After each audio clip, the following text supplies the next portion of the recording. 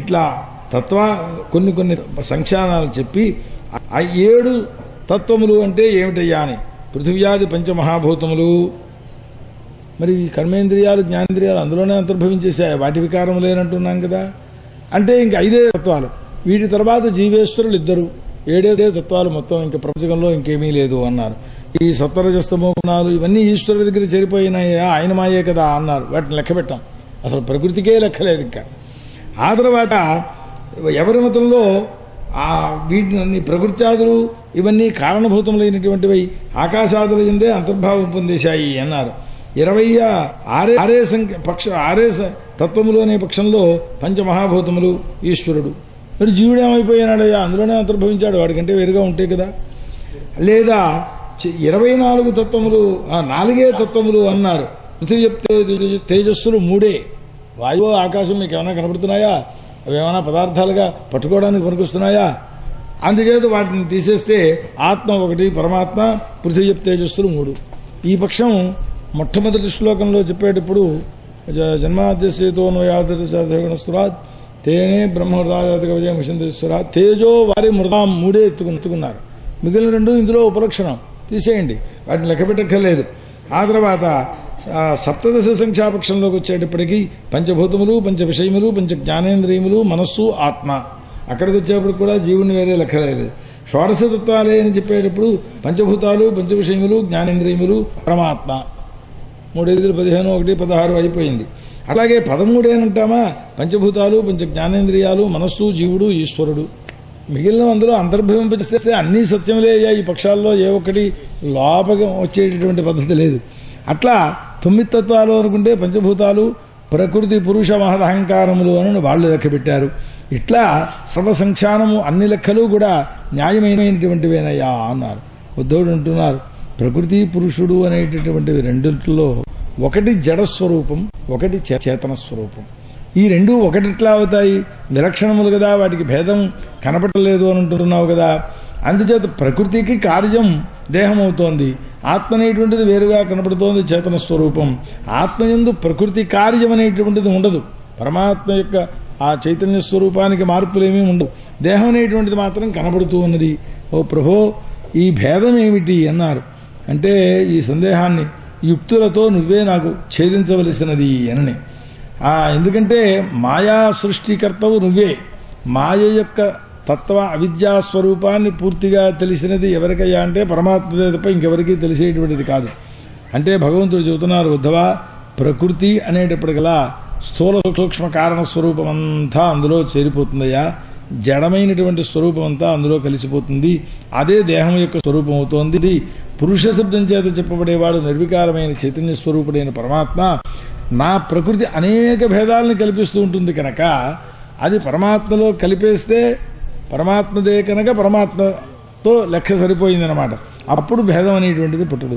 ఇది జగత్ సృష్టి అంతా కూడా వికారములు కలిగి ఉంటుంది. స్థూల భేదం, స్థూలము, సూక్ష్మము. ఇట్లా ఎట్లా వస్తుంది దాని యొక్క స్వరూపము అంటే చక్షు నేత్రం ఉన్నది, ఇది అధ్యాత్మ స్వరూపము అన్నారు.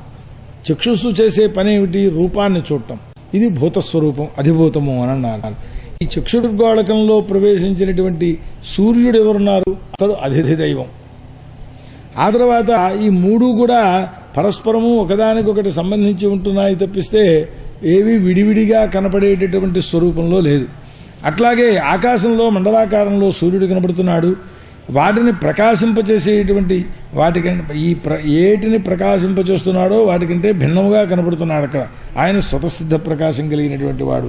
అట్లాగే ఆత్మస్వరూపం అనేటటువంటిది కారణములకన్నింటికీ దూరంగా ఉంటుండేటువంటిది అయినప్పుడు, కార్యములకన్నింటికీ దూరంగా ఉంటుండేటువంటిదైనా ప్రకాశకుడైన పరమాత్మ మాత్రం నిర్వికారుడై స్వప్రకాశమును తనను తానే ప్రకాశింపజేసుకుంటూ ఉండేటువంటి వాడే ఉన్నాడు.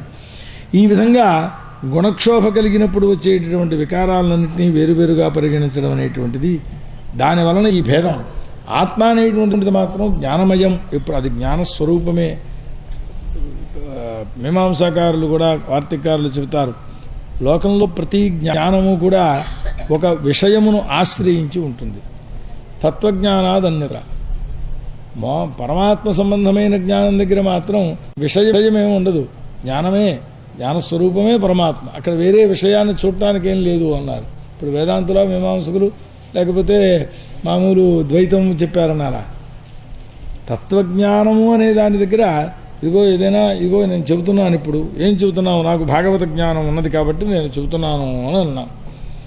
ఏ విషయము లేని నాకు జ్ఞానం ఉందండి, దేనికి సంబంధించిందిరా అని అడుగుతాడు కదా ప్రతివాడు. ఏదో ఒక విషయానికి సంబంధించి జ్ఞానం ఉంటుంది ప్రతివాడికి కూడా. అంటే జ్ఞానం ఎప్పుడు కూడా సవిషయము అన్నారు. సవిషయమైన జ్ఞానం పరమాత్మ దగ్గరికి వెళ్ళేటప్పటికి ఏమైందయ్యా? నిర్విషయికమైపోయింది. అక్కడ విషయమేం లేదు. ఎందుకంటే సత్యం జ్ఞానం అనంతం బ్రహ్మ అనే శృతిలో జ్ఞానాకారం పరమాత్మ అని చెప్పారు. అక్కడ ఆలోచించడానికి ఏం లేదు, ఆ జ్ఞానానందాన్ని అనుభవిస్తూ ఉండడమే తప్ప.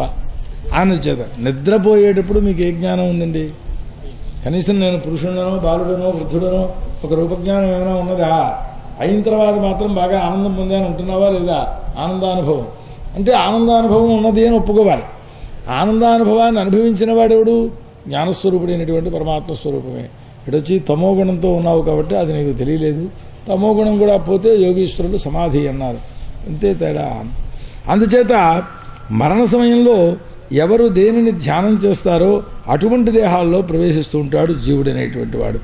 జీవునకు పూర్వదేహ స్మృతి అనేది ఉండదు. ఆ దేహాన్ని విడిచిపెట్టేసిన తర్వాత కొత్త దేహం వచ్చేటప్పటికీ మళ్ళీ నేను అనే అహంకారం అక్కడ బయలుదేరుతూ ఉంటుంది అని. అందుచేత పూర్వదేహం ఏదైనా కారణం చేత పొరపాటున స్మృతి వస్తే ఆ పూర్వదేహ విస్మృతి అనేటటువంటిది వచ్చింది అంటే అదే మృత్యువు అన్నమాట.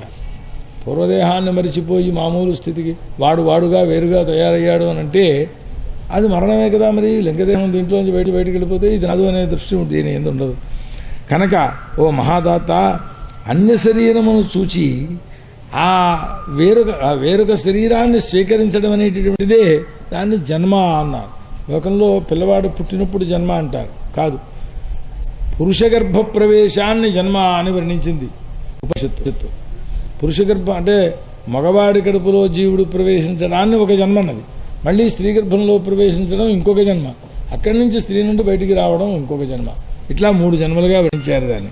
సరే, స్వప్నాన్ని చూసినటువంటి వాడు పూర్వ శరీరాన్ని స్మరించడు. కలలో నేను అందులో కుక్కగానో పందిగానో మనం ఉండొచ్చు కల్లో. ఈ దేహం మరిచిపోయినాడు కనుక అయితే అక్కడ తేడా ఏమిటి అని ప్రకాశ రూపమైనటువంటి అంటే ఆత్మను మాత్రం మరిచిపోయేవాడు కూడాను. అది పుట్టింది అని ఆ దేహంతో పుట్టిందని అనుకుంటాడు అంతే.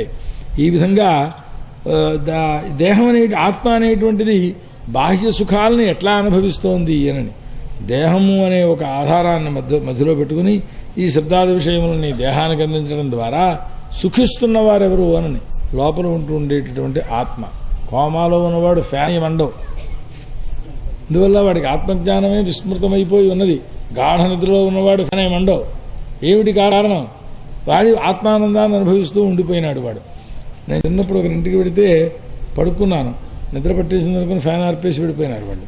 దుంపదగా దోమలు పుడుతున్నాయి, నిద్ర పట్టలేదు నాకని నేను బాధపడ్డాను. నిద్ర పట్టేస్తే ఇంకా ఈ బాధ ఏం తెలియదు కదా అని వాళ్ళ అభిప్రాయం. అట్లా ఓ ఉద్ధవ, కాలం చేత శరీరాలు అనేటువంటివి పుడుతుంటాయి పోతుంటాయి, దాని స్వభావం అది. కాలం సూక్ష్మమైనది కనుక దాని యొక్క తత్వాన్ని వీడు తెలుసుకోలేకపోతూ ఉంటాడు. అగ్నిజ్వాల బయలుదేరింది, ఎంత జ్వాల ఎప్పుడు బయలుదేరిందో ఎవరికైనా తెలుస్తుందా? కొలత కొలవగలరా దాన్ని? సాధ్యం కాదు. కానీ పెరుగుతూ ఉంటుంది. బాగా ఇంతెత్తైతేనో తేడాను మనం చూస్తూ ఉంటాం. అందులో ఆ గమనముల చేత అనేక అవస్థలు కలుగుతూ ఉంటాయి. సర్వప్రాణులకు కూడా వయోవస్థాదులు అనేవి శరీరానికి సంబంధించి ఉంటుంటాయి. అట్లాగే ఇది కూడా. ఇలా ఉన్న దీపం ఎట్లా ప్రజ్వలిస్తూ ఉంటుందో, దీపాన్ని చూసి ఇది నీరు అనుకుంటూ ఉంటాడు ఒక్కొక్కప్పుడు. భ్రమాత్మక బుద్ధి అనే మాటకు అర్థం. అట్లాగే ఇతడు కూడా అజ్ఞాని దృష్టితో వాడికి ఈ దేహం నేనే అని భావన చేస్తూ ఉంటాడు. వాడు మహాభూత స్వరూపుడైనటువంటి అగ్ని కల్పపర్యంతము ఉంటూనే ఉంటాడు. అతనికి కాష్టాన్ని వెలిగిస్తే మంట వచ్చిందయ్యా. అందుకు పూర్వం ఉన్నది ఎక్కడో ఉన్న అగ్నే కదా ఇక్కడికి పట్టుకొచ్చాడు, అగ్గిపెట్లో అక్కడ పుట్టేటటువంటి శక్తిని పెట్టాడు అన్నాడు. ఏదో పదార్థాలు చేశారు, అందులోంచే కదా ఇందులోకి వచ్చింది. అగ్ని పుట్టడం ఏమిటి? అసలు ఎప్పుడూ ఉన్నవాడే. అట్లా జన్మమరణాతీతుడైనటువంటి జీవుడు దేహ సంబంధం చేత పుట్టాను చచ్చాను అనేటువంటి భావన చేస్తూ ఉంటాడయ్యా. కామనామయమైనటువంటి దేహావస్థలు ఉన్నాయి చూచారా? ప్రకృతి స్వరూపాన్ని తెలుసుకోలేకపోయిన కారణం చేత ఇవి ప్రకృతి వలన వస్తున్నాయి అనే విషయాన్ని గ్రహించక నేనే పుడుతున్నాను, నేనే చూస్తున్నాను అనేటువంటి భావన వాడికి కలుగుతుంది. కుర్రవాడు పుట్టినట్టుగానే జాతకర్మ ఇత్యాది సంస్కారాలు చేస్తూ ఉంటారు. తండ్రి గారు చచ్చిపోతే వాడి చేత ఔర్ధ్వదేహిక సంస్కారాలు చేయిస్తూ ఉంటారు. వీటి వల్ల తేలేదేమిటి అని, వాడు ఎక్కడి నుంచి పుట్టాడు, ఎక్కడో ఉండి పుట్టాడు. అయ్యా మీరు ఇక్కడికి ఎక్కడి నుంచి వచ్చారండి అని, ఇదిగో ఆ ఊరి నుంచి వచ్చామండి. ఆ ఊళ్ళో ఇంతకు పూర్వం ఉన్నారు కదా, ఈ ఊరు వారు అయ్యారు. ఇప్పుడు ఈ ఊరి నుంచి ఇదిగో రేపు సాయంకాలానికి మళ్ళీ వీళ్ళెవరు ఇక్కడ కనపడరు. దీనిని జన్మ మరణములకు అనువర్తింపచేసుకోండి అన్నారు. ఎక్కడో ఉన్నవాడు వచ్చాడు, మళ్ళీ ఎక్కడికో పెడుతున్నాడు. ఈ దేహం విడిచి ఇంకొక దేహంలోకి పెడుతున్నాడు. అంతవరకే తప్పిస్తే జీవాత్మ అనేటువంటి వాడికి మాత్రం నాశం లేదు. దేహాత్తు భేదం. ఒకప్పుడు కుక్కవచ్చు, ఒకప్పుడు పందివచ్చు, ఒకప్పుడు రాజవచ్చు, ఒకప్పుడు దేవుడు వచ్చు. అది వేరే వేరే విషయం. కనుక సత్వగుణ సంసర్గం చేత దేవత్వము ఋషిత్వము వస్తాయి. రజోగుణ సంపర్కం చేత దైత్యత్వము మనుష్యత్వము వస్తాయి. తమోగుణ సంసర్గం చేత త్రిజజ్ఞులలో జన్మిస్తూ ఉంటాడు. ఇదంతా ఒక నాటకం. నాట్యం చేస్తూ ఉంటాడు, గానాలు చేస్తూ ఉంటాడు, ఇవన్నీ చూస్తాడు. ఆ తద్గతమైనటువంటి స్వరతలాదులన్నీ కూడా చూస్తాడు. శృంగాది కరుణరసాదులు కరుణాది రసములు ఉంటాయి, వాటిని అనుకరిస్తూ ఉంటాడు. లోపల ఉంటూ ఉండేటువంటి ఆత్మ ఏ కోరిక లేనటువంటి వాడైనా ఈ మనస్సంయోగం చేత బుద్ధి యొక్క స్వభావమును అనుసరించి ఇవన్నింటి చేత ఆకర్షింపబడుతూ ఉంటాడు. నిద్రావస్థలో ఉన్నవాడికి, గాఢ నిద్రలో ఉన్నవాడికి అక్కడ పక్కనే సంగీతం పెట్టినా దీని రసాన్ని వాడేం ఆస్వాదించలేడు. మనస్సు అనేది బయలుదేరేపటికి ఎంత బాగా పాడాడయ్యా, లేదా బాగా పాడలేదయ్యా, ఈ మాటలనే వస్తుంటాయన్నమాట. కనుక అదృష్టమైనటువంటి విషయానుభవమును మిథ్యగా గ్రహిస్తాడు. తాను పొందనటువంటి దాన్ని లోకంలో. ఏదో అక్కడ మైసూరు పాకం చాలా రుచిగా ఉందయ్యా, మెత్తగా ఉంది, నోట్లో పోసుకుంటే వెన్నలాగా కరిగిపోయి లోపలికి వెళ్ళిపోతుందయ్యా అన్నాడు. వీడికి అనుభవం లేదు. అనుభవం లేనప్పుడు దాని ఆ ఆనంద స్వరూపాన్ని వీడు అనుభవించగలుగుతాడా? అది కుదిరేటువంటిది కాదు. అట్లా ప్రాపంచిక సుఖములందు ఇచ్చ లేకుండా ఉన్నట్లయితే ఈ సంసారం అంతా కూడా మిథ్యా అనేటువంటి జ్ఞానం వీడికి కలుగుతుంది. స్వప్నంలో అనుభవించేటటువంటి విషయాన్ని, స్వప్నంలో మైసూరుపాకం తినాడు వాడు. వాస్తవానికి మైసూరుపాకం అనే మాట వస్తుంది. నాకు చిన్నప్పుడు పుట్టినరోజుకి మైసూరుపాకం కొనాలన్నాను నేను. మైసూరుపాకం చెయ్యమన్నాను. ఆ మాటే నోటికి పడిపోతుంది. నాకు మైసూరుపాకం అంత ఇష్టమేం కాదు ఇప్పుడు. అయినా సరే అదే వస్తుంది నోట్లోంచి. అది అభ్యాసం అన్నమాట. మిథ్యాభూతం. ఆ కళలో అనుభవించినటువంటి విషయము జాగ్రత్త అవస్థలోకి వచ్చిన తర్వాత ఇది మిథ్యా అని తెలుసుకుంటున్నాడు. మెలకు వచ్చాక కదా ఏం లేదు. ఆ బంగారు పళ్ళం లేదు, ఆ మైసూరు పాకం హల్వాలు లేవు, ఏమీ లేదు. ఇది జాగరణ ప్రయత్నం అనేటటువంటి, అదే జాగరణానికి ఏదో ఒక కారణం ఉండాలి కదా. ఎవడో లేపడమో, వీడికి ఏదైనా మెలకు రావడమో, నిద్రావస్థ పోవడమో, ఇవన్నీ అవ్వాలి కదా. అయిన తరువాత మాత్రమే ఆ కళలో ఉన్న పదార్థాలు పోయాయి. వీడు ఆ కళలోనే ఉన్నంతసేపు మాత్రం అవన్నీ అక్కడే ఉంటుంటాయి. ఇదే లోక వ్యవస్థ కూడాను. ఇది నాది అని అనుకున్నప్పుడు వస్తోంది ఇబ్బంది, నాది అని అనుకోకపోతే ఏ ఇబ్బంది లేదు. అందుచేత ఉద్ధవ, అసత్తులైనటువంటి ఇంద్రియములు అంటే ఇంద్రియాల దగ్గరికి వచ్చేటప్పటికి వాటిని వదిలేస్తే ఆశ స్వరూపం లోగడ వర్ణించుకున్నాం కదా. పుట్టబోయే అమ్మాయిలను కూడా పెళ్లి చేయంటాడు వాడు, మళ్ళీ సృష్టి చేసేసి వీడి కోసం. ఆ రకమైనటువంటి స్థితిలోకి ఇంద్రియాలను వదిలేస్తే వచ్చే ప్రమాదం. ఆ విషయోపభోగములను అణిచామనుకోండి, పైగా ఇంకో ప్రమాదం కూడా ఉంది. ఇంద్రియములతోటి అనుభవిస్తూ ఉన్నంతసేపు ఎప్పుడూ విరక్తి కలగదు. మేనకా విశ్వామిత్రుడు 10,000 సంవత్సరాలు కాపురం చేశారు. జ్ఞానం లేకపోయింది ఆ విశ్వామిత్రుడి వాడికి లేదు. విషయ సుఖాలు అనుభవిస్తున్నాడు కనుక. గర్భం వచ్చి పిల్ల పుట్టింది. మధ్యలో ధర్మశాస్త్ర ప్రకారం కొన్ని నియమాలతోటి దూరంగా ఉండవలసినటువంటి సమయం అది. పురుడు వచ్చింది. హరే అంత పొరపాటు చేశాను అన్నది మానేటప్పటికీ కలిగింది ఈ జ్ఞానం. ఆ మేనకని వదిలేశాడు, పుట్టిన పిల్లని వదిలేశాడు, చక్కపోయాడు. ఆ మేనక కూడా ఏం చేసింది అని, ఈ పిల్లలు వాళ్ళు స్వర్గలోకంలోకి రానివ్వరు కదా, దీన్ని ఇక్కడ పారేసింది, అది చక్కపోయింది. ఇతన్ని పతనం చేయడం సరిపోయింది కదా దేవేంద్రుడి ఆజ్ఞా ప్రకారం, అయిపోయింది. ఈ విచ్చిత్తి అనేటటువంటిది వస్తే విషయ సుఖముల యందు విరక్తి అనేటువంటిది పుడుతూ ఉంటుందన్నమాట. అందుకే మన వాళ్ళు బ్రహ్మచర్య గృహస్థ వానప్రస్థ సన్యాసములనే క్రమం ఆశ్రమములలో పెట్టడానికి కారణం ఏమిటి అంటే, అయినా అవేవో తెలియకుండా కూర్చోకు, అవేవో తెలుసు అని దీని విషయం ఇదే అని అటు వదిలేస్తాం. ఎంఏ వేసయ్యాం, ఇంకా దాని మీద ఇచ్చలేదు. పిహెచ్డీ చేసేసాం, ఇచ్చలేదు. వచ్చే వరకు అయ్యి బాబోయ్ నాకు ఇది రావాలి, ఆ డాక్టరేట్ రావాలి, ఈ సర్టిఫికేట్ కావాలి, అది కావాలి, ఇది కావాలి. వచ్చాక ఏమొచ్చిందయ్యా అని అప్పుడు వెనక్కి ఒక్కసారి పరిశీలన చేసుకుంటే ఇంతకాలం దీనికోసం ప్రయత్నం చేశామని ఏమీ లేదు అని తేలింది. అట్లా దాని స్వరూపాన్ని పొందిన తరువాత, అనుభవించిన తరువాత దీంట్లో ఏం లేదు అనే విషయాన్ని తెలుసుకున్న విరక్తి అయితే అది సిద్ధంగా నిలబడుతుంది చాలా కాలం. అదేమీ నేను పాటించనయ్యా, బ్రహ్మచర్యంలోనే ఉండిపోయి పెరిగాను, ఆ స్త్రీ విషయకమైన ఇచ్చ లేదు అన్నాడు, ఏదో రోగం చేత కావచ్చు కావాడికి. తర్వాత ఆ రోగము తగ్గిన తరువాత అయ్యో ఆనందం ఎట్లా ఉంటుందో అని దృష్టి అంతా దాని మీదే ఉంటుంది, ఉపాసన అహంకారం చేసినప్పటికీ కూడాను. కనుక ఈ క్రమాన్ని ఏర్పరిచారు. మహాత్ములు కొంతమంది ఉండవచ్చు, అనుభవం పొందకపోయినా దాని యందు విరక్తి కలిగి శాశ్వతమైన విరక్తి పొందేటటువంటి వాళ్ళు. నమో నమస్తే తేభ్య, మనం వాళ్ళని కాదనక్కర్లేదు. కనుక ఈ జగత్తంతా కూడా భ్రమస్వరూపము అని తెలుసుకోవయ్యా. దుష్టులైనటువంటి వాళ్ళు ఆక్షేపం చేస్తారు, అవమానం చేస్తారు, నింద చేస్తారు, నవ్వుతారు, కొడతారు, తిడతారు, పీడిస్తారు. జరగనివయ్యా, శ్రేయోభిలాషి అయినటువంటి వాడు వీటిని పట్టించుకోకూడదు అన్నారు. తనను తాను ఉద్ధరించుకోవాలనిపిస్తే వాడిని తిట్టకుండా చేస్తే అవి చెవిలో పడితే కదా మనం వినొద్దు అన్నారు. కృష్ణ పరమాత్మ అంటున్నారు, మరి ఈ నీచులు మన ఎందు అపరాధాలు చేస్తారు కదా, దాన్ని తట్టుకోవడం కష్టం కదా అని మట్టి ముద్ద కొట్టాడు ఎవడో. ఎలా దాన్ని సహించడం, సహనోపాయం ఏమిటి అది దాన్ని చెప్పవలసింది అన్నారు. ఓ విశ్వాత్మ, నీ పాదములను ఆశ్రయించి నీ ధర్మాన్ని పాటించే శాంతులు భగవద్భక్తులు వాళ్ళని విడిచిపెడితే జ్ఞానులమని అని పండితులమని అనుకునే వాళ్ళ యొక్క స్వభావం కూడా చాలా బలవత్తరమైంది, ఆ మోహంలో పడిపోతూ ఉంటుంది. భక్తులకు మాత్రమే అనుగ్రహం కలుగుతుంది. కనుక ఆ అవమానాలని సహించే ఉపాయం ఏమిటో చెప్పునాయన అని అడిగారు. ఇది శ్రీమద్భాగవతే ఏకాదశస్కంధే ద్వావింశోధ్యాయ. శ్రీకృష్ణార్పణమస్తు. శ్రీమద్ గురుచరణారవిందాభ్యాం నమో నమః. హరయే నమః, హరయే నమః, హరయే నమః. బాదరాయణ రువాచ ఏవమాశాంసితః ఉద్ధవేన భాగవతముఖ్యేన దాశార్హముఖ్యః సభాజయన్ వచో ముకుందస్తమావభాషే శ్రవణీయ వీర్యహాగాః. శ్రీశుకులు వారు చెబుతున్నారు, నాయనా ఇలా అడిగితే ఉద్ధవునకు చెబుతున్నారట అని. ఏమని చెబుతారు అని సమస్య.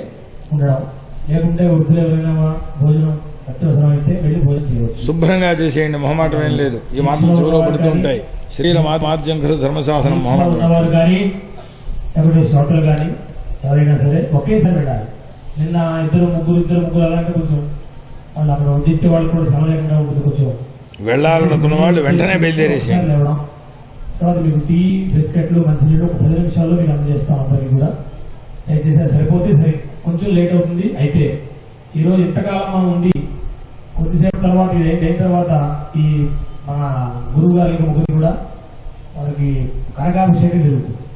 పూర్వం చూశారు చాలా అద్భుతం. అంటే వారిని గౌరవించడం, పూజ చేయడం, సత్కరించడం, ఏమైనా కనకాభిషేకం చేస్తారు. కాబట్టి ఆ దృశ్యం చూడాలి. పైగా ఇంకొకటి వెనకాల కూర్చున్న వాళ్ళు దాని గురించి మాట్లాడుకుంటూనే ఉన్నారు. గురువుగారు చెప్పినట్టు ఒకసారి ఆఫ్ చేస్తే కానీ అన్నాడు మాటలు మనకు తెలియదు. సరిగ్గా మేము మొదలుపెట్టి గురువుగారు మొదలెడితే మీరు మొదలెడతారు, మరి ఆపిస్తే ఆపిస్తారు.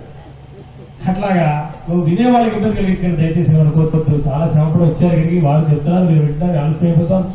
దయచేసి సహకరించండి కూడా కోరుతున్నాను. వాస్తవమే, ఏదో జ్ఞానము తత్వము అంటూ పరమాత్మ ఉపదేశం చేస్తే చెబుతుంటే కనకాభిషేకం చేస్తారని దృష్టి దాని మీద మళ్ళీ చేస్తే ఎలాగే ఇప్పుడే ప్రచారం. సరే, ప్రకృతంలోకి వద్దాం. ఉద్ధవా, లోకంలో ఇలాంటి వాడు ఎవ్వడూ ఉండడయా ఇతరులు దూషిస్తుంటే సంతోషించగలిగినటువంటి వాడు అని. ఎందుకంటే వాళ్ళ మాటలు మర్మభేదకములుగా ఉంటాయి. అయితే ఇదిగో నేను చెప్పబోతున్నాను ఉపాయాలు. ఈ ఉపాయముల చేత దానిని కూడా సహించవచ్చు, శక్యమవుతుంది అని. ఎట్లాగా అని ఏవో ప్రసంగాలు వస్తాయి. ఎవడో పీడిస్తాడు, ఆ పీడించినటువంటి వాడు, పీడ పొందినటువంటి వాడు ఎట్లా ఉండాలి అనే విషయాన్ని ఒక భిక్షుకుని యొక్క ఇతిహాసాన్ని చెబితే తెలుస్తుంది నీకు అన్నారు. ఇది పెద్దలు చెబుతున్నారట. పరమాత్మ కూడా పండితులైన వారు చెప్పే ఉపాయం ఇది. జాగ్రత్తగా విను సుమా, నేను చెబుతున్నాను ఓ ఉద్ధవా అని హెచ్చరిక చేసి చెబుతున్నారు. అవంతిపురంలో ఓ ధనాఢ్యుడు, మంచి బాగా డబ్బు, వ్యవసాయం వర్తకం అన్నీ చేయిస్తున్నాడు. లోభి ఓ బ్రాహ్మణుడే ఉన్నాడు. అతడు ఏం చేశాడు, జ్ఞాతులు అతిథులు వగైరాలు ఎవరు వచ్చినప్పటికీ కూడా అబ్బే ఏమిటయ్యా మధ్యాహ్నం భోజనానికి ఉంటారా అని ఇంట్లో అడుగుతారట. పాపం వచ్చిన వాడిని, అబ్బే వారు ఎక్కడ భోజనం చేయని ఇంటికి వెళ్ళిపోతారు తప్ప వారిని ఎలా అడుగుతావేమిటి అంటే. ఇలాంటి కుటుంబాలు కొన్ని చోట్ల కనపడుతూ ఉంటాయి. నా చిన్నతనంలో మా బంధువులు ఒకరింటికి పెడితే కాఫీ డికాషన్ తీసి వాళ్ళు కాఫీ కలిపేసుకుని ఆ డికాషన్ మిగిలిన పొడిలో మళ్ళీ నీళ్లు పోసి ఆ కాఫీ ఇచ్చారు మాకు. చాలా వాళ్ళంటే నాకు చాలా ప్రేమ. చాలా తర్వాత ఉపకారాలు కూడా చేశాం మా కుటుంబంలోంచి ఆ వారికి. ఏమి అని మనకి జ్ఞానోదయం కలిగింపజేశారు. అంతే కదండి. వాళ్ళు నీళ్ళ కాఫీ ఇచ్చారని వాళ్ళ మీద కోపం ఎందుకు పొందాలి? మనము మంచి కాఫీ ఇవ్వాలనేటంతటి గొప్పతనాన్ని వాళ్ళ దృష్టిలో పొందలేకపోయినాం. శక్తి మంది అట్లా కాకపోతే అది ఏమిటి? ఇదిగో వీడి చరిత్ర చదివితే తెలుస్తుందన్నమాట. వాళ్ళు చివరికి వాడు కనీసం తాను కాఫీ చిక్కగా తాగాలని కూడా అనుభవించలేదు. ఎప్పుడు కూడా అనుభవోపినాస్తి, ఇతరులకు దానము లేదు. అలా పెంచుతున్నాడు దాన్ని. ఇలా ఉండేటప్పటికీ ఆ స్త్రీలు, పుత్రులు, బాంధవులు వీళ్ళందరూ వచ్చారు. మొత్తం మీద ద్రోహం చేశారు. ఏదో అతడికి ప్రియం చేకూర్చడం కోసం అని చెప్పి ఎవ్వరూ ఇష్టపడేవారు కాదు. ఇంటికెడితే ఎప్పుడైనా భయం పెట్టేటేంటి వాడి మొహం చూడడానికి అన్న ధోరణిలోకి వచ్చారు. ఈ అధార్మికుడి ద్రవ్యాన్ని మాత్రం రక్షిస్తూ ఉంటే పంచయజ్ఞ దేవతలోని పంచయజ్ఞాలు చేయాలి రోజు కూడా. వాళ్ళకు కూడా కోపం వచ్చింది. ఎప్పుడు మనకు హోమం చేయలేదు, మనుష్య యజ్ఞం, భూతయజ్ఞం ఇవన్నీ మానేశాడు వీడు అనని. ఎంత కష్టపడో సముపార్జనం చేశాడు. ఏదో ఈ దేవతల యొక్క కోపం ఎప్పుడైతే వచ్చిందో ఉన్న ధనం అంతా కూడా మరి వీడు అంటుంటారు కదా, కరివేరికి కరిమిలింగిన వెలగపండు అనని. ఆ లోపల ఇంత గుంజు ఉండే పండులో గుండె ఏమైపోయిందో తెలిసి గుజ్జంతా పోయింది, బుడిద మిగిలింది. అట్లా ఈ ఐశ్వర్యం ఏదో కారణాల చేత పోయింది. బోల్డ్ కారణాలు ఉన్నాయి ధనం పోవడానికి, అభ్యంతరమే ఉన్నది. అయితే కొంతమంది డబ్బు బంధువులు తీసుకుపోయారట, కొంతమంది దొంగతలు పట్టుకుపోయారు. మహారాజులు వచ్చి పన్ను కట్టలేదేమన్నారు, వాళ్ళు అట్టుకుపోయినారు. తర్వాత ఏమైందో మొత్తం స్వజనం అంతా ఉపేక్ష చేసి వదిలేశారు వాడిని. మహాబాధపడ్డాడు. ధననాశం వచ్చిందనే బాధ ఒకటి ప్రత్యేకంగా, కేవలం తాను సంపాదించినటువంటిది రక్షించుకోలేకపోయాడు. గొంతుకంతా గద్గదస్వరం వచ్చేసింది. వాడికి వైరాగ్యం కూడింది అన్నారు ఆ స్థితిలో. ఎందుకు నేను చిన్నప్పటి నుంచి కూడా చాలా కష్టపడ్డాను.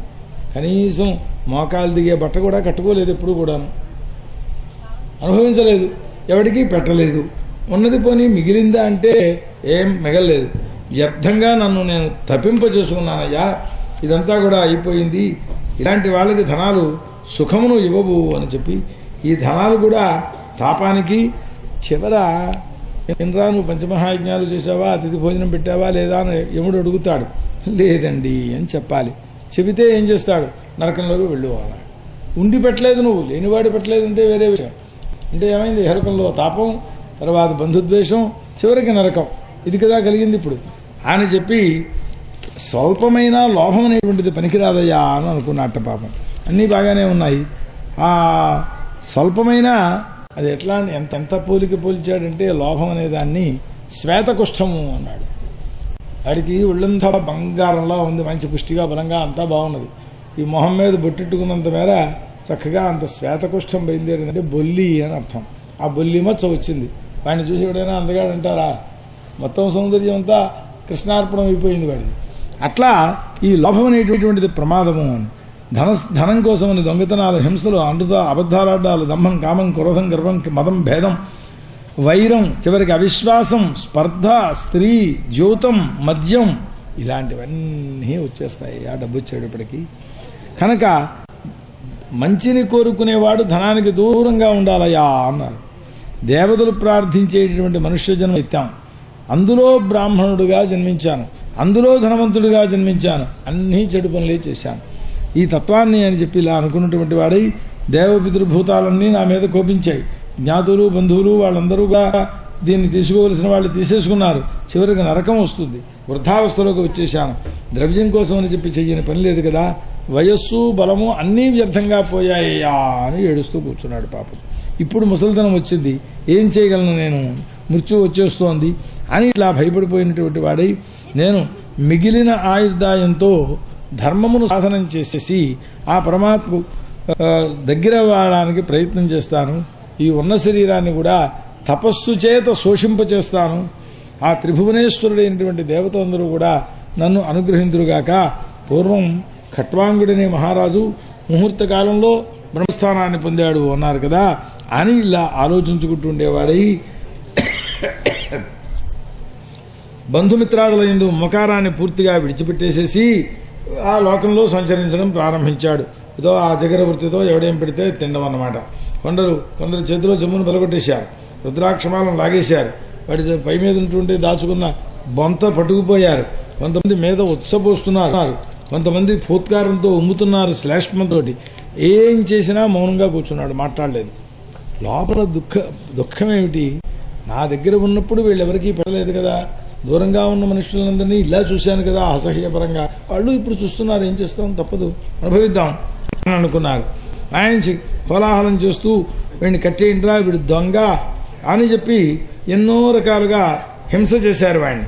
మహాబలవంతుడు, ధైర్యశాలి, అలాంటి వాడు దొంగ మౌనాన్ని వహించాడు. ఇప్పుడు కొంగ జపం అన్నమాట, బకయ్యవా అని దృష్టాంతం చెబుతారు వారు. అట్లాంటి వాడై ఉపహాసాలు చేస్తున్నారు. అధోవాయువులను విడిచిపెడుతున్నారు, అపానవాయువులను వాడి మీదకి వచ్చి. కొంతమంది గొలుసులతో కట్టేస్తున్నారు, ఒక్కొక్కప్పుడు కారాగారంలో పడేస్తున్నారు. అప్పుడు అతడు ధైర్యాన్ని అవలంబించిన వాడై, సాత్వికత కలిగిన వాడై, నాకు సుఖదుఖములకు కారణం ఈ జనమందరూ కాదయ్యా, ఎవరు దేవతలు, గ్రహములు, కర్మలు, కాలములు, ఇవన్నీ కారణం అని చెబుతుంటారు. జ్యోతిష్ శాస్త్రజ్ఞ దగ్గరికి వెడితే వీడు పంచమంలో ఉండవలసిన వాడు షష్టంలో ఉన్నాడు, నీ కృష్ణార్పణం అయిపోతావని వాడు చెప్తాడు. ధర్మశాస్త్ర దగ్గరికి వెడితే నువ్వు పాపాలు చేసావయ్యా, ప్రాయశ్చిత్తాలు చేసుకోమని వాడు చెప్తాడు. ఈ స్వరూపాన్ని చూసి డాక్టర్ దగ్గరికి వెడితే నీకు ఈ రోగాలు ఉన్నాయి, మందు వేసుకోమని చెప్తాడు. ఏమీ లేవు అసలు వస్తుతా వీడికి.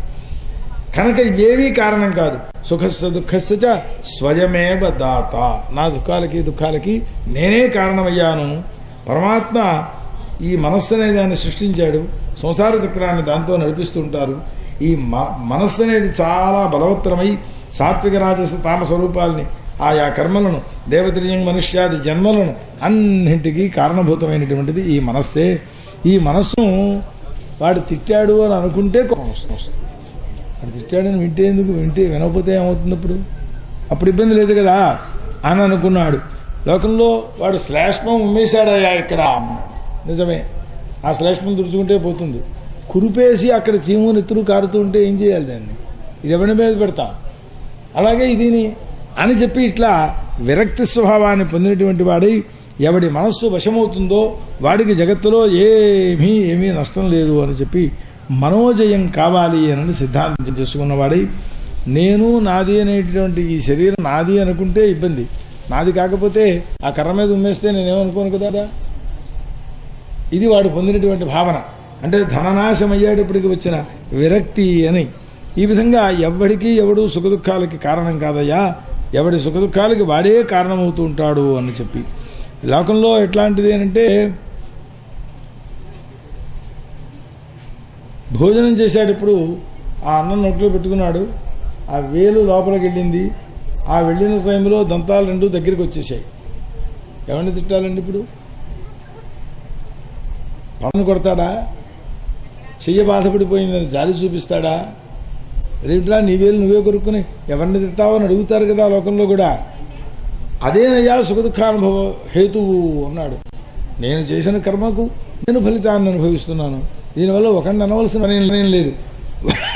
పరమాత్మ ఆ సమయంలో ఆ పాప ఫలాన్ని అనుభవించవలసిందని నా మీద వేశాడు.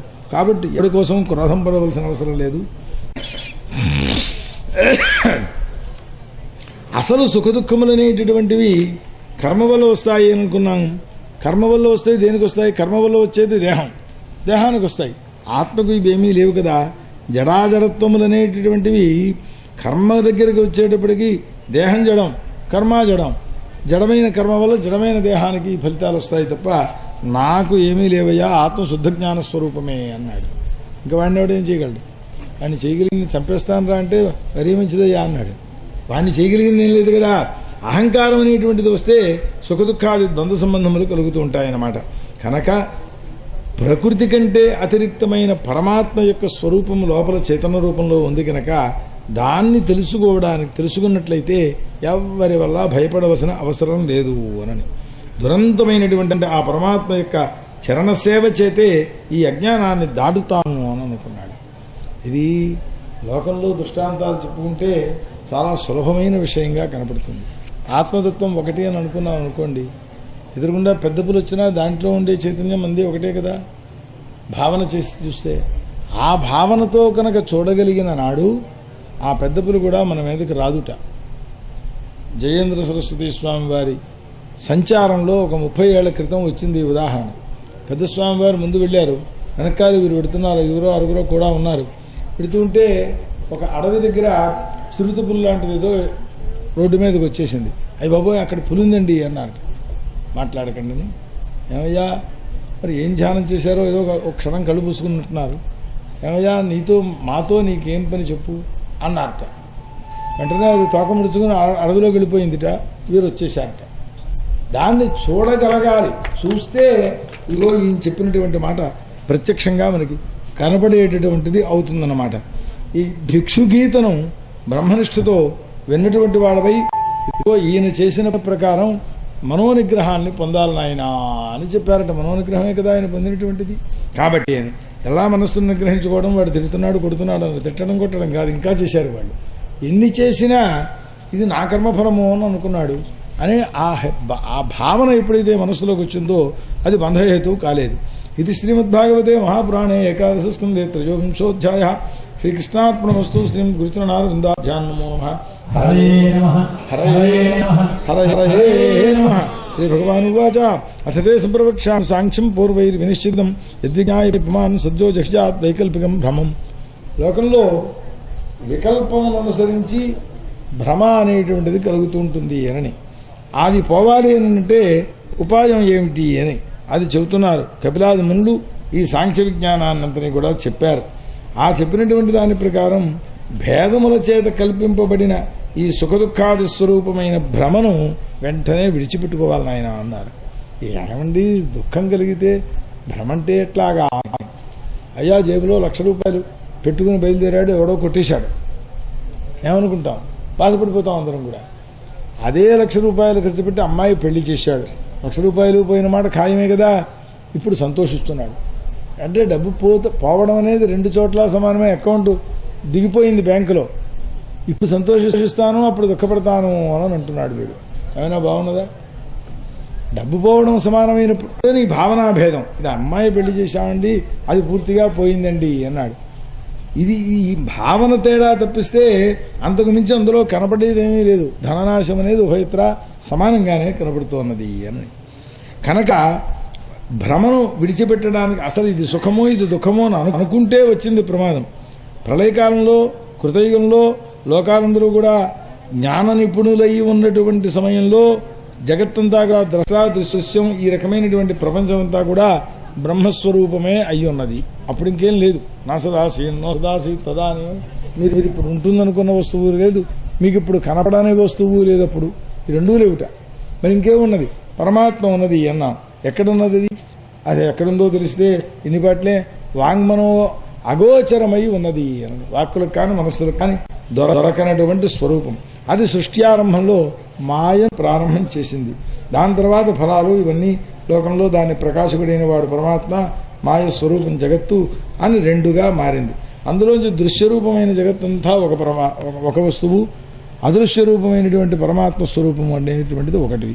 ఈ దృశ్యమైనటువంటిది ప్రకృతి ఈ రూపంలోకి వచ్చింది. ద్రష్ట అయినటువంటి వాడు, చూచేవాడు మాత్రం పురుషుడు ఒక్కడే మిగిలాడు. ఆ తర్వాత ఈ ప్రకృతి యొక్క ఈక్షణం చేత ఈ పురుషావస్థ, ఈ జగత్తు, ఈ ఆకాశాది తత్వముల యొక్క సృష్టి ఇవన్నీ కూడా వచ్చినది. వచ్చేటప్పటికి మహత్తత్వం పుట్టినప్పుడు జీవునకు మోహాన్ని కలిగింపచేసేటువంటి సాత్విక రాజస తామస రూపములైన అహంకారములు పుట్టాయి. అక్కడి నుంచి వచ్చింది ఈ ఇబ్బంది అంతా కూడాను. అక్కడి నుంచి బ్రహ్మదేవుడు వచ్చాడు నాభికమలంలోంచి. ఆ తర్వాత రజోగుణంలోంచి కొన్ని పుట్టాయి, ఈ తమోగుణంలోంచి కొన్ని పుట్టాయి. ఈ విధమైనటువంటి విధానములన్నింటి చేత జగత్ అనేది ఏర్పడింది. భూలోకం నుంచి వైకుంఠలోకం దాకా మొత్తం ఇదంతా అయిపోయిన తర్వాత ఇది మళ్ళీ ఎక్కడికి వెళ్ళిపోతోంది అని విచారం. మళ్ళీ అందులోనే కలిసిపోతోందండి. ఆ సూక్ష్మ స్వరూపమై కేవలం ఉంటుండేటువంటి బ్రహ్మ మాత్రమే మిగిలింది. అంటే ఇదంతా కాలాదుల చేతను ప్రేరేపింపబడినటువంటిది ఉండే గుణప్రవాహంలో పుడుతున్నాడు, మురుగుతున్నాడు, లేస్తున్నాడు, మళ్ళీ పుడుతున్నాడు, మళ్ళీ చూస్తున్నాడు. ఈ రకమైనటువంటి స్థితి అనేటువంటిది వస్తోంది. వస్తుతః చూస్తే మధ్యలో ఉన్న పదార్థాన్ని ఉన్నది అని అనరు. ఇది మధ్యలో వస్తోంది తప్పిస్తే ఆరంభంలోనూ లేదు, అంతంలోనూ లేదు అని. అట్లాంటి స్థితిలో ఉన్న దీన్ని చూచి దాని ఉదాహరణ ఏం చెప్పారు, బంగారం కొన్నాం ముద్దని, ఆభరణాలు చేయించాం, అవి కాస్త విరిగిపోవడమో వంకరైపోవడమో ఏదో అయింది. అయిన తర్వాత ఇవి కరిగించేసి ఇంకో ఆభరణం చేయించాలయ్యా అన్నారు. మళ్ళీ కరిగించేసాం, ముద్ద చేశాం. ఈ ఆభరణముల యొక్క ఆకార నామరూపాదులు, అది వడ్డాణమా లేకపోతే నెక్లెస్సా, ఈ మొదలైనవన్నీ మధ్యలో వచ్చి పోయాయి. నేను నష్టపోయాను అని ఎవడైనా అంటాడా? అనే అవకాశం లేదుగా, వాడి బంగారం వాడి దగ్గరే ఉన్నది. అట్లా వాస్తవ స్థితిని మరిచి మధ్యలో వచ్చేటువంటి స్వరూపం, ఇందులో ప్రళయాలు ఉత్పత్తులు ఇవన్నీ కూడా వస్తూ ఉంటాయి. కాలం చేతే వ్యాప్తమైన ఈ బ్రహ్మాండమంతా కూడా మళ్ళీ ప్రళయం లోపల స్వరూపంలోకే లోపలికి పోతున్నది అని. ఎట్లా పోతోంది అంటారా? శరీరం అన్న రూపంలోకి మారుతోంది. ఈ శరీరం విడిచిపెట్టాక ఎక్కడికి పెడుతోంది అని, కుక్కలు నొక్కలు తినేయడమో అంటే వాటికి ఆహారం అయింది కదా, లేదా అగ్నిహోత్రంలో పడేస్తే అగ్నికి ఆహారం అయింది కదా. ఈ రకంగా చూస్తే ఆహారంలో అన్నంలో లేకపోతే ఈ అన్నాలన్నీ ఏమైపోతున్నాయి, బీజ రూపంలోకి వెళ్ళిపోతున్నాయి, బీజాలు భూమిలోకి వెళ్ళిపోతున్నాయి, భూమి గంధంలోకి, గంధం జలంలోకి, ఇట్లా ఉపసంహార క్రమంలో పంచభూతాల్లోంచి పోయాయి. ఇప్పుడు దేన్ని గురించి ఎవడు బాధపడవలసినది అని, ఇది మహాకాల స్వరూపంలో కనుక పరిశీలన చేస్తే, కాలం అనేటువంటిది మాయామయమైనటువంటి జీవుడి యందు, జీవుణ్ణి తీసుకెళ్లి ఆత్మయందు, ఆత్మయందే, ఇంకేం ఎక్కడికి వెళ్ళదు, ఆత్మయందే ఉంటుంది ఎప్పుడు కూడాను. కనుక ఇది ఎక్కడా లీనమయ్యేటువంటి పరిస్థితి కాదు. కాబట్టి ఇప్పుడు మొదట్లో ఉన్నది చివరిలో ఉన్నది ఏది మిగిలిందయ్యా అనంటే ఆత్మస్వరూపం ఒక్కటే మిగిలింది అని. ఇలా పునఃపునః పరిశీలన చేసినట్లయితే వైకల్పికమైన భ్రమలు పోతాయ్యా అన్నారు. ఒకవేళ ఉన్న భ్రమ కలిగినా ఎట్లా నిలబడుతుంది? ఎప్పటికప్పుడే పోయేటటువంటి పదార్థాలను వీడు చూడగలుగుతున్నాడు కనుక ఆకాశంలో సూర్యుడు ఉదయిస్తే అంధకారం అంతా నశించినట్టుగా, ఓ ఉద్ధవ, ప్రతిలోమానులోమ రూపమైనటువంటి మనుష్య సంశయ గ్రంథి నాశకమైన సాంఖ్యశాస్త్రం యొక్క విధానం ఇట్లా ఇందుకోసం చెప్పారు వాళ్ళు. ఇన్ని పదార్థాలు పుట్టాయి, ఇన్ని పదార్థాలు మళ్లీ పోయాయి, మిగిలేది ఒక్కటే అనే తత్వాన్ని చెప్పడం కోసం ఇన్ని తత్వాల పరిగణన చేయడం, ఇవన్నీ కూడా సాంఖ్యశాస్త్రం చెప్పారయ్యా. ఇది శ్రీమద్భాగవతే ఏకాదశ స్కంధే చతుర్వింశోధ్యాయ. శ్రీకృష్ణార్పణమస్తు. శ్రీమద్ గురుచరణారవిందాభ్యాం నమో నమః. హరయే శ్రీ భగవాన్ ఉవాచ గుణానాం అసమిశ్రాణాం పుమాన్యేన యథా భవేత్తు తన్మే పురుషవర్యేదం ఉపధారయే సంసతః. పరమాత్మను భగవంతుడు చెబుతున్నారు. ఈ సమ్మిశ్రము కాని గుణములు ఉన్నాయి చూచారా, వాటి మధ్యలో ఆ పురుషుడు నేను అనేటటువంటి భావన పొందేటటువంటి వాడు ఉంటున్నాడు. వాటికి ఏమిటి? నేను అనే తత్వాన్ని మాత్రమే గుర్తించి ఈ గుణముల కంటే భిన్నుడుగా తనను తాను చూడడం ఎట్లా వస్తుంది అనని దానికి ఉపాయాలు శవందవం, తితిక్ష, జ్ఞానం, తపస్సు, సత్యం, దయా, స్మృతి, సంతోషం ఇత్యాది సత్వగుణ వృత్తులుంటాయి. రజోగుణం దగ్గరికి వచ్చేటప్పటికీ ఇచ్ఛాకర్మ, వ్యాపారం, మదం, గర్వం, తృష్ణ, అహంత, జడత, కామన ఇలాంటి భేదబుద్ధులన్నీ కూడా కలుగుతూ ఉంటాయి. దాంతోపాటుగా సుఖము కావాలి, యశస్సు కావాలి, ప్రీతి కావాలి, ఇవన్నీ కూడా. ఇక తమోగుణం దగ్గరికి వచ్చేటప్పటికీ క్రోధం, లోభం, హింస, యాజ్ఞ, దంభం, శ్రమం, కలహం ఇలాంటివన్నీ కూడా బయలుదేరుతూ ఉంటాయి అనని. ఈ సత్వరజస్తమో గుణముల యొక్క వృత్తులు ఇవి. వస్తుతః ఈ గుణముల యొక్క స్వరూపం ఏమిటి అనంటే, నేను నాది అనేటటువంటి బుద్ధి ఏర్పడిన తరువాత ఈ గుణముల యొక్క సాంకర్యం ఏర్పడినటువంటిది మనఃప్రాణేంద్రియాదుల చేతన ఏ వ్యాపారాలు పుడుతున్నాయో అవి సన్నిపాత వ్యాపారాలు అనని. సన్నిపాతం అంటే గుణముల యొక్క మిశ్రణ రూపము అనని. ఇక్కడ పురుషుడు ధర్మార్థ కామముల యందు ఉంటుంటాడు, కావాలని కోరుకుంటూ ఉంటాడు. దాంతోటే ఈ రజస్వత తమో గుణాలు మూడింటి యొక్క సన్నిపాతము. కామ్యములైనటువంటి ధర్మములను చేస్తే దాని యందు నిష్ట కలిగిన వాడి, గృహాసక్తుడై స్వధర్మంలో ప్రవర్తిస్తూ ఉండేవాడి, అది కూడా ఒక సన్నిపాతమే. ఎందుకంటే ధర్మకార్యాలు చేయాలనేది సత్వబుద్ధి, గృహ సంబంధమైనటువంటి శ్రేయస్సుల కోసం అనేటప్పటికీ రజోబుద్ధి. ఇట్లా రూపాలని శమదవాదులను పొందినట్లయితే అతడు గుణవంతుడైనటువంటి పురుషుడిగా లెక్క పెట్టబడతాడు. సత్వగుణం ఉన్నదన్నమాట అక్కడ. కామాది వ్యాపారములైతే రజోగుణం, క్రోధాదులతో కూడుకుంటే తమోగుణం. ఇట్లా నిరపేక్షమైనటువంటి ప్రాణి భక్తితో పరమాత్మను ఆరాధించినట్లయితే అది సత్వగుణమైనటువంటి ప్రవృత్తి అని చూపించారు. ఇట్లాగే తమోగుణం, రజోగుణం వాటితో కూడుకునేది. జీవుడు యొక్క ఉపాధి యందు మనస్సు అనేటటువంటిది లగ్నమైనప్పుడు ఈ వృత్తులన్నీ కలుగుతూ ఉంటాయి. ఆ జీవోపాధిలో ఉన్నంత వరకు విషయాసక్తుడే అక్కడ బంధింపబడుతూ ఉంటాడు. విషయాసక్తుడు కాకపోతే వాడు ఎప్పుడూ నిత్యముక్తుడే అవుతూ ఉంటాడు. చిత్తం ప్రసన్నమైతే ఇంద్రియములకన్నింటికీ కూడా ఆనందం అనేటువంటిది కలుగుతుంది. అభయాన్ని పొందితే ఆ సద్గుణముల సత్వగుణం యొక్క అతిశయ స్వరూపము అని. మనస్సు అనేటువంటిది ఎప్పుడు దుఃఖాన్ని పొందుతుందో